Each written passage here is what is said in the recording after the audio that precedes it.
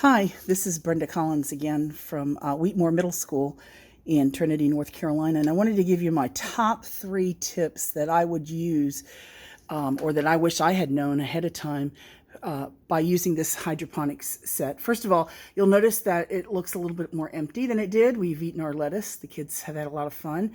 And probably my first tip is to make sure you're planning ahead. I've already got some little lettuce seedlings there and some more started down here, which will become our next batch of lettuce. Now we have about a month of school left. And if I turn the grow speed on too fast, they will grow plenty fast to give them another batch of lettuce. So my first hint, my first tip would be that plan ahead so that you always have something that you're putting back into your unit after you've pulled something out of the unit. The second tip is sort of planning ahead. I did not do that, and you can see my tomato in particular here is reaching the top. This unit is made so that there is a larger opening on the bottom. And had I done this again, I would have started the tomatoes down there where they would have a little bit more room to grow. However, at this point, the roots are so thick and the roots are so dense that I could not easily put it down. So I've just let them grow up there. And they're doing fine, but planning to put the larger items down here on the bottom would work better with this additional space that you have here. And you can tell with my basil here, unfortunately, you're dealing with seeds that grow at different speeds. So sometimes your planting, as much as you try, doesn't work real well. These tomatoes obviously still have some ways to go before they're going to be ripe, but this basil has these absolutely giant leaves on it, and you can see how big that leaf is there. And the basil usually either ends up coming home with me, or sometimes a student will take it home and use it for something. The third tip I would do is let students grow as much as you can. And I try to do a variety of different things. Most of my students have not, like I said, come from a farm background. Some of them have never even had a garden. Some of them have never eaten fresh produce. So I try to let them do as much as they can. There are some limitations, obviously.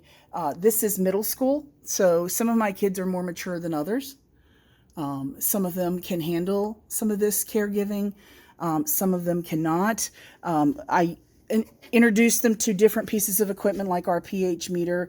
I introduce them to how do we monitor and change the pH and the electric conductivity of the nutrient mix the water that we're putting in. I let them fill up the water. And obviously we get to do some of the harvesting of the products. So planning ahead, making sure that you're using your space and your settings to its maximum capacity, and changing the grow setting is very, very simple. All you have to do is push grow setting and it'll change. And right now I have it on a slow growth, just because, well, now it's on a fast growth, just because I wanted my lettuce to slow down a little bit. But you can see with my planning, with my space for my tomatoes, they probably would have done better on the bottom of the unit. So use your capacity, or use the capacity of the unit. Keep things moving in and out. This is getting toward the end of the year, so I'm not putting as much in. Probably the biggest issue I've had with this, and I've cleaned it out one time, is the cleaning part. It tends to accumulate a lot of algae. It tends to clog up. You do have to monitor, in particular, the areas where the tubes are. Let's see if I can show you this. Sometimes the plant roots will start growing down and you just have to kind of pull them out. That was by far the most difficult thing, was taking this all apart, scrubbing it apart, and then putting it back together properly. I messed up on one thing. I just need to flip a couple of panels.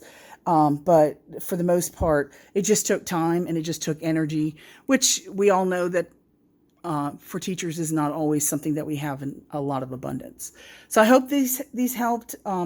Just 3 tips that I have, and I've greatly enjoyed this unit and plan to for the next year.